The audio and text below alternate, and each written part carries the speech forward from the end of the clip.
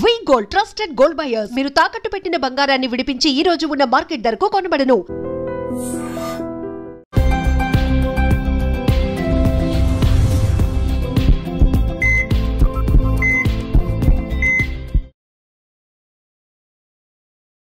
నమస్తే, welcome back to ఐడర్ media. మన ఆయుర్వేదం ప్రోగ్రామ్కి అందరికీ స్వాగతం. నేను మీ ఝాన్సీ. సో ఈ రోజు టాపిక్ వచ్చేసి పక్షవాతం.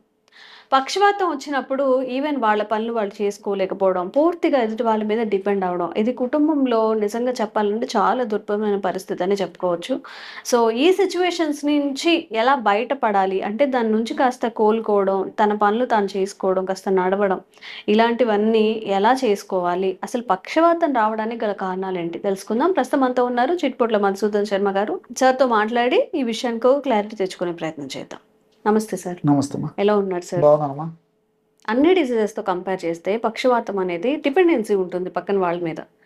ఏ పని చేసుకోలేకపోవడం, ఈవెన్ కొంతమంది అయితే తినడానికి కూడా అవ్వకుండా తినిపించాల్సి వస్తూ ఉంటుంది.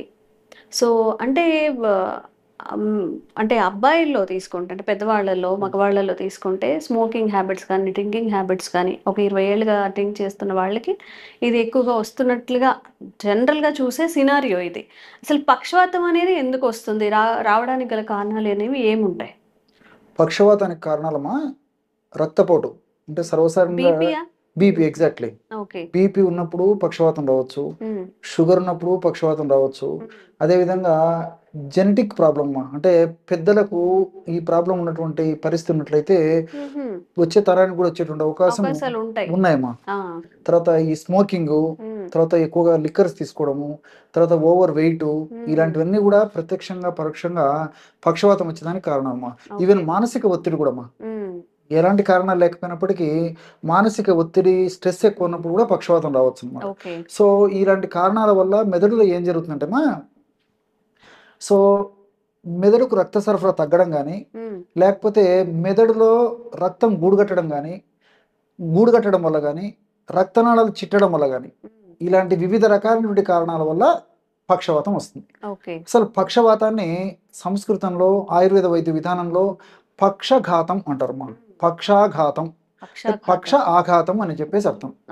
పక్షం అంటే సగభాగం, ఆఘాతం అంటే దెబ్బతినడం, చైతన్యహీనము, చైతన్య రాహిత్యం పొందడం, అంటే పని చేయకుండా పోవడం, సచ్చుబడిపోవడం అని చెప్పేసి చెప్పుకోవచ్చు. పక్ష ఆఘాతము. పక్షం అంటే 15 రోజులని మనం చెప్పుకుంటుంటాం కదమ్మా.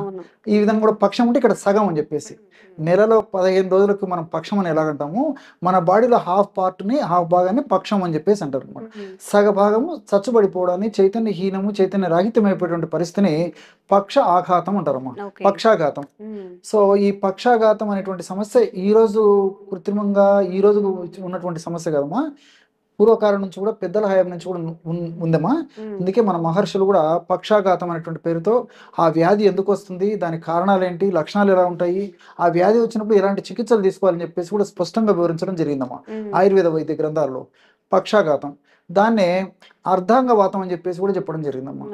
అర్ధ అంగవాతం, అంగం అంటే శరీరం, అర్ధం అంటే సగం. సగం శరీరంలో వాతదోషం ప్రకోపించడం వల్ల వచ్చినటువంటి లక్షణాలు ఏవైతే ఉన్నాయో దాన్ని అర్ధాంగవాతం అని చెప్పేసి చెప్పడం జరిగిందమ్మా. ఆధునిక వైద్యంలో, ఇంగ్లీష్ వైద్యంలో హెమిప్లీజియా అనేటువంటి పేరుతో సర్వసాధారణంగా పిలుస్తుంటారు అనమాట. మరి ఈ యొక్క సమస్య వచ్చినప్పుడు మీరు అన్నట్లు కుటుంబంలో మరి ముఖ్యంగా పెద్దలకు వచ్చినప్పుడు చెప్పాల్సిన వర్ణాతీతమైన బాధమ్మా. సడన్ గా కుటుంబమే చిన్న భిన్నమైపోయి కుప్పకూలిపోయేటువంటి పరిస్థితి కూడా ఏర్పడుతుందమ్మా. ఎందుకంటే మిగతా సమస్యలు అయితే ఏదైనా నడవడము, ఇంకోటి పనులు చేసుకోవడానికి వీలవుతుంది. కానీ మరి పక్షవాతం వచ్చినప్పుడు మరి కదలిక లేకపోయేసరికి కేవలం ఆ 4 గోడల మధ్యలో పరిమితం అయ్యేదానికి అవకాశం ఉంటుంటుంది. కాబట్టి మరి చాలా హృదయ విదారకమైన పరిస్థితి ఈ యొక్క పక్షాఘాతం వచ్చినప్పుడు కలుగుతుంటుందమ్మా. సో సర్వసాధారణంగా మరి ఒకవైపు కుడివైపు రావచ్చు, లేకపోతే ఎడం వైపు రావచ్చు, ఎలాగైనా రావచ్చమ్మా. సో ఈ యొక్క పక్షాఘాతం సమస్య కూడా పురుషుల్లో ఎక్కువ వస్తుంటుందమ్మా. స్త్రీలతో పోల్చుకున్నట్లయితే పురుషుల్లోనే ఈ యొక్క సమస్య ఎక్కువ కలుగుతుంటుంది. నేను చెప్పినటువంటి కారణాల వల్ల ఈ యొక్క పక్షాఘాతం సమస్య వస్తూ ఉంటుందమ్మా. మరి దీనికి మనం చికిత్స గురించి ఆలోచించినట్లయితే ఎంతో మంది వాడి చక్కటి అనుభవాన్ని మేము వాళ్ళ యొక్క అనుభవాన్ని మేము గ్రహించిన తర్వాత మరి మా కుటుంబంలో కూడా దాదాపు 7 తరాల నుంచి మా పెద్దలు కూడా ఈ యొక్క వైద్య రంగంలో ఉన్నారు. కాబట్టి వాళ్ళ అనుభవాన్ని కూడా దృష్టిలో ఉంచుకొని వాళ్ళు చెప్పినటువంటి విధి విధానాలు, వాళ్ళు రాసినటువంటి పద్ధతులు, అదేవిధంగా మేము ప్రత్యక్షంగా పేషెంట్కి ఇచ్చిన తర్వాత వాళ్ళ నుంచి ఫీడ్బ్యాక్ తీసుకొని ఏ ఫార్ములా అయితే పేషెంట్కి చెప్పి చక్కటి ఫీడ్బ్యాక్ వచ్చిందో ఆ ఫార్ములానే మరి మీరు అడిగారు కాబట్టి ప్రేక్షకులు కూడా చెప్తాను ఇప్పుడు. సో కేవలం 3 పదార్థాలమ్మా. అక్కల కర్ర, కొంచెం ఖరీదు ఉంటుందమ్మా ఇది. అక్కల కర్ర ఒక మొక్క యొక్క వేర్లు, ఎండిపోయినటువంటి అక్కల కర్ర వేర్లు మనకు దొరుకుతాయి. మంచి పొడి కూడా దొరుకుతుందమ్మా, పౌడర్. మనం విచారించుకొని పౌడర్ తెచ్చుకుంటే సరిపోతుంది. సో అక్కల కర్ర కొద్దిగా ఖరీదు ఉంటుందమ్మా అది. సో అది ఒక 25 grams అక్కల కర్ర పొడి. అక్కల కర్ర గుణం కూడా ఏంటంటే ఈవెన్ ఒక పెసరగింజ ప్రమాణం నాలుక మీద వేసుకున్నప్పటికీ చిమ్మ నాలుక అంతా తిమ్మిరెక్కిపోతుందమ్మా. అంత అత్యంత శక్తివంతమైనటువంటి ఔషధ గుణాలు, రసాయన పదార్థాలు ప్రకృతి మాత నిక్షిప్తీకరించి మానవాడి సంక్షేమం కోసం దాన్ని ప్రసాదించడం జరిగిందమ్మా. చాలా పవర్ అయినటువంటి ఔషధం అమ్మా అక్కల కర్ర. ఆ యొక్క పౌడర్ ఒక 25 grams తీసుకోవాలి. అట్లే వాము, దీన్ని అజవాయిన్, ఓము అనే పేర్లతో పిలుస్తుంటారమ్మా. దాన్ని కాస్త వేయించేసేసి పౌడర్ లాగా తయారు చేసుకుని ఒక 25 grams తీసుకోవాలి. అట్లే మిరియాలను వేయించేసేసి ఒక చూర్ణం చేసుకుని ఒక 10 grams తీసుకోవాలి. మళ్ళీ చెప్తాను చూడమ్మా, అక్కలకర్ర చూర్ణం 25 grams, రెండవ అక్కలకర్ర చూర్ణము 25 grams, వాము చూర్ణం 25 grams, మిరియాల పొడి 10 grams. మొత్తం కలపడం వల్ల 60 grams పొడి తయారైందమ్మా. సో 60 grams పొడి 1 monthకి వస్తుంది. మీకు క్యాలిక్యులేషన్ కూడా చెప్తాను చూడండి. ఉదయం పూట మోంగడినటువంటి తక్షణమే పరిగడుపునే ఎటువంటి ఆహారం తీసుకోకుండా 1 గ్రామ్ అమ్మా, జస్ట్ 1 gram పౌడరు తేనెతో తీసుకోవచ్చు, లేకపోతే నీళ్ళలో కలిపి తీసుకోవచ్చు, మజ్జిగతో తీసుకోవచ్చు, పాలతో తీసుకోవచ్చు. ఎవరికి ఎలా వీలైతే అలా తీసుకోవచ్చు. మొదటి డోస్ అయిపోయింది 1 gram. తర్వాత ఈవినింగ్ బిట్వీన్ 5 to 8 o'clock మధ్యలో మరొక డోసు 1 gram తీసుకోవాలమ్మా. సో సాయంత్రం పూట కూడా ఇలాగ తీసుకోవాలి. సో ఉదయం 1 gram, సాయంత్రం 1 gram, రోజు 2 grams అయితే నెలకి 60 grams అయిపోతుందమ్మా. సో 60 grams మెడిసిన్ అయిపోయిన తర్వాత మరలా ఫ్రెష్గా తయారు చేసుకొని వాడుకుంటున్నారు. దీర్ఘకాలం పాటు వాడినప్పటికీ అన్ని మనకు సైడ్ బెనిఫిట్స్ ఉంటాయి కానీ ఎలాంటి సైడ్ ఎఫెక్ట్స్ ఉండవు. రెండవది ఏంటంటే ఈ యొక్క ఔషధ గుణం యొక్క ప్రత్యేకత, పక్షాఘాతము లేదా పక్షవాతము లేదా పెరాలసిస్ లేదా హెమిప్లీజియా అనేటువంటి సమస్యని త్వరగా తగ్గించడమే కాకుండా చాలా మందిలో కూడా మరణ వల్ల వచ్చేటువంటి అవకాశాలు కూడా ఉంటాయమ్మా. పక్షవాతం మళ్ళీ వస్తుంటుంది అనమాట. సో ఆ పరిస్థితి రాకుండా కూడా ఈ యొక్క ఔషధ గుణాలు దీర్ఘకాలం పాటు శరీరంలో దీని యొక్క ప్రభావం ఉంటూ సదా కాపాడుతూ సదా రక్షిస్తూ ఉంటాయమ్మా. కాబట్టి దీర్ఘకాలం పాటు వాడినప్పటికీ మనకు అన్ని సైడ్ బెనిఫిట్స్ ఉంటాయి అన్నమాట. సో ఈ విధంగా 60 grams ఔషధం అయిపోయిన తర్వాత మళ్ళీ ఫ్రెష్గా తయారు చేసుకొని వాడుకుంటున్నారమ్మా. ఇది కడుపులోకి. మరి పైపూత మందుగా ఎలాగ వాడుకోవాలంటే ఎలాంటి ఔషధం వాడుకోవాలంటే మిరియాల పొడి ఒక 100 grams తీసుకోవాలి. 100 grams మిరియాల పొడిని 1 kilo నువ్వుల నూనెలో కలపాలమ్మా. కేవలం ఈ 2 పదార్థాలే. నువ్వుల నూనె కాస్త వేడి చేసేసి ఆ వేడి చేసినటువంటి నువ్వుల నూనె కిందికి దించేసేసి మిరియాల పొడిని అందులో కలిపేసేయాలి. నువ్వుల నూనె మరిగించాల్సినటువంటి అవసరం లేదమ్మా. వేడి చేయడం అంటే మళ్ళీ ఏదో పొగలు వచ్చేట్టు మరిగించడం అలా కాకుండా అంతే అమ్మా, జస్ట్ కొంచెం వెచ్చ చేసేసి వేడైన తర్వాత మనం కాఫీ టీ తాగితే ఇలా ఎంత వేడి ఉంటుందో అంత వేడి నువ్వుల నూనె చేసేసి పాత్రని పొయ్యి మీద నుంచి కిందికి దించేసేసి ఒక 100 grams మిరియాల పొడి కలిపేసేయాలి.